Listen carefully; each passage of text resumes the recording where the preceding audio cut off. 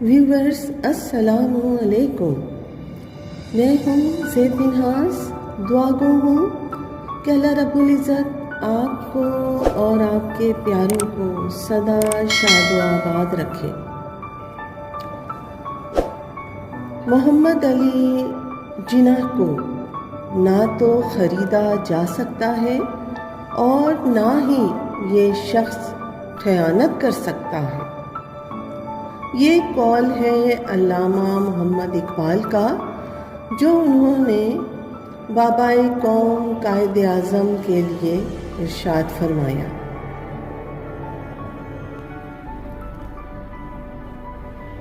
بابائے قوم محمد علی جناح ہمارے عظیم رہبر اور ایک عظیم انسان تھے۔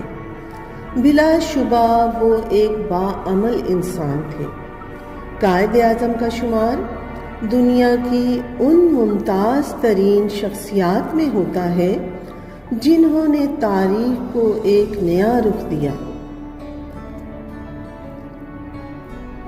ظاہری طور پر دبلے پتلے اور نحیف، لیکن اصول پسند، پختہ عزم و یقین، صاف گو، انصاف پسند، خوش مزاج، وقت کے پابند، صبر و استقلال، نڈر، بے باک سچائی کا پیکر، محنتی اور عوام دوست انسان تھے۔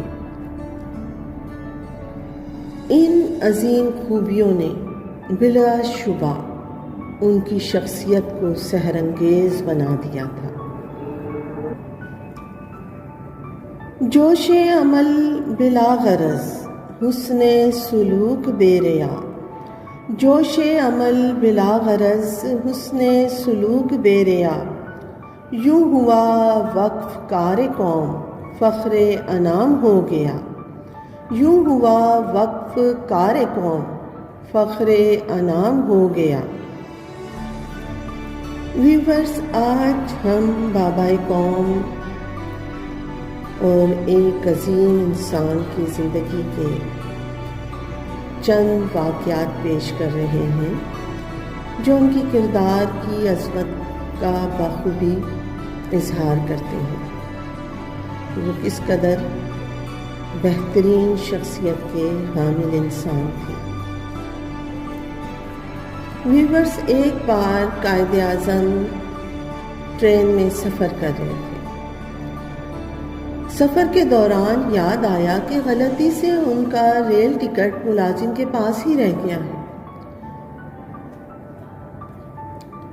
اور وہ بلا ٹکٹ سفر کر رہے ہیں۔ جب وہ اسٹیشن پر اترے تو ٹکٹ ایگزامنر سے ملے اور اسے وجہ بتا کر دوسرا ٹکٹ دینے کا کہا۔ ٹکٹ ایگزامنر نے کہا، آپ 2 روپے مجھے دے دیں اور پلیٹ فارم سے باہر چلے جائیں۔ قائد اعظم نے یہ بات سنی تو طیش میں آ گئے اور کہا، تم مجھ سے رشوت مانگ رہے ہو اور رشوت مانگ کر قانون کی خلاف ورزی اور میری توہین کی ہے تم نے۔ اور یہ بات پھر اتنی بڑی کہ لوگ ارد گرد اکٹھے ہو گئے۔ ٹکٹ ایگزامنر نے لاکھ جان چھڑانی چاہی، مگر آپ اسے پکڑ کر اسٹیشن ماسٹر کے پاس لے گئے اور رشوت طلب کرنے والا قانون کے شکنجے میں آ گیا۔ یہ تھی دیانتداری۔ ایک مرتبہ انگریزوں نے ایک قانون بنایا تھا کہ سائیکل رکھنے والا ہر شخص سائیکل کے آگے لائٹ ضرور لگائے گا۔ اور قائد اعظم ایک مرتبہ نوجوانوں سے بات چیت کر رہے تھے اور ان سے سوال کیا کہ کون کون پاکستان میں شامل ہوگا۔ سب مسلم بچوں نے ہاتھ اٹھایا۔ پھر آپ نے سوال کیا کہ اچھا کس کس بچے کی سائیکل پر لائٹ لگی ہے؟ صرف ایک بچے نے ہاتھ اٹھایا۔ آپ نے فرمایا کہ صرف یہ لڑکا پاکستان جائے گا۔ نوجوانوں نے وجہ پوچھی تو قائد اعظم نے ارشاد فرمایا کہ جو قانون پر عمل نہ کرے اسے ہمارے ملک میں رہنے کا کوئی حق نہیں۔ قائد اعظم ہمیشہ اپنے ساتھ ایک آنکھ کا عدسہ رکھا کرتے تھے تاکہ جب ضرورت ہو استعمال کر سکیں۔ ایک موقع پر تقریر کے دوران اچانک آنکھ کا عدسہ نیچے گر پڑا۔ ایک ہندو لیڈر بھی وہاں اتفاق سے موجود تھا۔ اس نے قائد اعظم سے طنزیہ لہجے میں کہا، جناح صاحب اب تو آپ کو جھکنا ہی پڑے گا۔ یہ سن کر قائد اعظم مسکرائے اور جیب سے دوسرا عدسہ نکال کر آنکھ پر لگا لیا اور تقریر پڑھنے لگے۔ قائد اعظم کی پابندی وقت کے تو متعدد واقعات ہیں، ایک واقعہ بیان کرتی ہوں۔ قائد اعظم کی وفات سے کچھ عرصہ قبل قائد اعظم نے اسٹیٹ بینک آف پاکستان کا افتتاح کیا۔ یہ آپ کا آخری سرکاری تقریب میں شرکت تھی۔ قائد اعظم اپنی علالت کے باوجود اس میں شریک ہوئے اور وقت مقررہ پر تشریف لائے۔ قائد اعظم نے دیکھا کہ شرکاء کی اگلی نشستیں ابھی تک خالی ہیں۔ انہوں نے تقریب کے منتظمین کو پروگرام شروع کرنے کا کہا اور حکم دیا کہ خالی نشستیں ہٹا دی جائیں۔ حکم کی تعمیل ہوئی، آگے کی کرسیاں ہٹا دی گئیں اور بعد میں آنے والے شرکاء کو کھڑے ہو کر تقریب کا حال دیکھنا پڑا۔ ان میں کئی وزراء اور سرکاری افسران کے ساتھ ساتھ اس وقت کے وزیر اعظم لیاقت علی خان بھی شامل تھے۔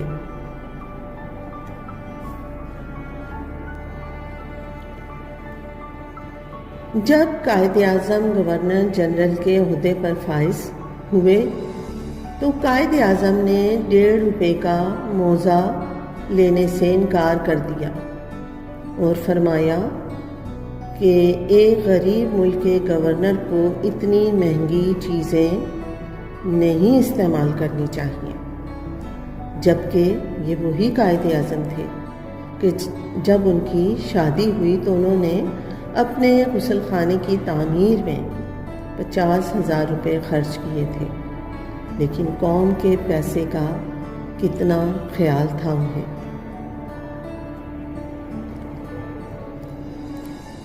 اسی طرح ایک مرتبہ سرکاری استعمال کے لیے 37 روپے کا فرنیچر لایا گیا۔ قائد اعظم نے لسٹ دیکھی تو 7 روپے کی کرسیاں اضافی تھیں۔ آپ نے پوچھا، یہ کس لیے ہیں؟ تو جواب ملا کہ آپ کی بہن فاطمہ جناح کے لیے۔ آپ نے وہ کاٹ کے فرمایا کہ اس کے پیسے فاطمہ جناح سے لیے جائیں۔ کابینہ کی جتنی میٹنگز ہوا کرتی تھیں، قائد اعظم محمد علی جناح نے سختی سے منع فرمایا تھا کہ کبھی کھانے کے لیے کچھ نہ دیا جائے۔ سوال کیا گیا کہ چائے سے تواضع کی جا سکتی ہے؟ قائد اعظم نے کہا تھا، کیا یہ لوگ اپنے گھر سے کھا پی کے نہیں آتے؟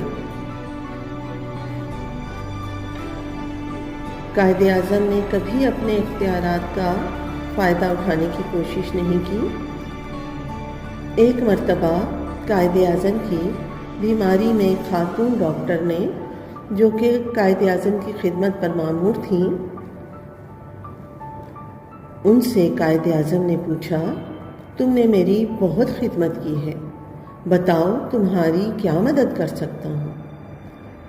ڈاکٹر نے کہا، میرا ٹرانسفر میرے آبائی شہر کروا دیں۔ آپ نے جواب دیا، یہ میرا کام نہیں، وزارت صحت کا ہے۔ قائد اعظم ملکی محکموں کے اختیارات میں مداخلت پسند نہیں کرتے تھے۔ قائد اعظم بے باک اور صاف کو انسان تھے۔ ایک مرتبہ برطانیہ کے سفیر نے آپ سے کہا کہ برطانیہ کے بادشاہ کا بھائی آ رہا ہے، آپ انہیں ایئرپورٹ لینے جائیے۔ قائد اعظم نے شرط رکھی کہ میں تب ایئرپورٹ جاؤں گا اگر میرے بھائی برطانیہ جائیں تو وہاں کا بادشاہ اسے لینے آئے۔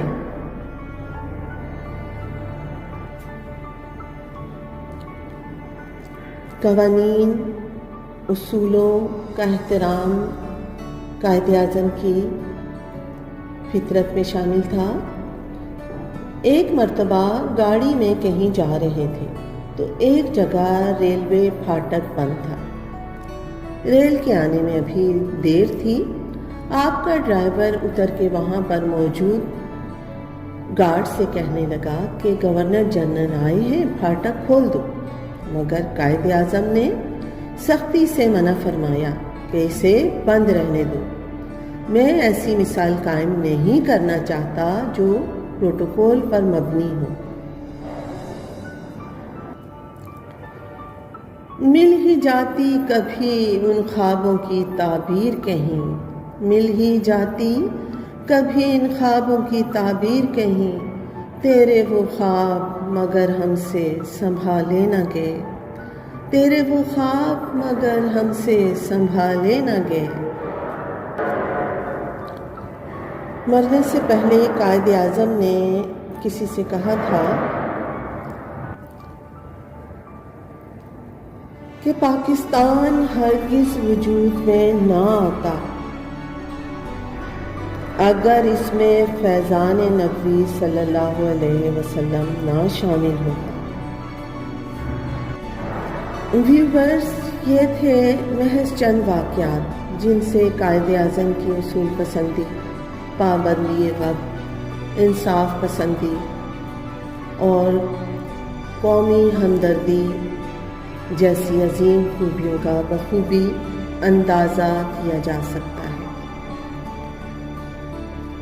تیرے قدموں کو جو منزل کا نشان جانتے تھے، تیرے قدموں کو جو منزل کا نشان جانتے تھے، بھول بیٹھے تیرے نقشے کفِ پا تیرے بعد، بھول بیٹھے تیرے نقشے کفِ پا تیرے بعد۔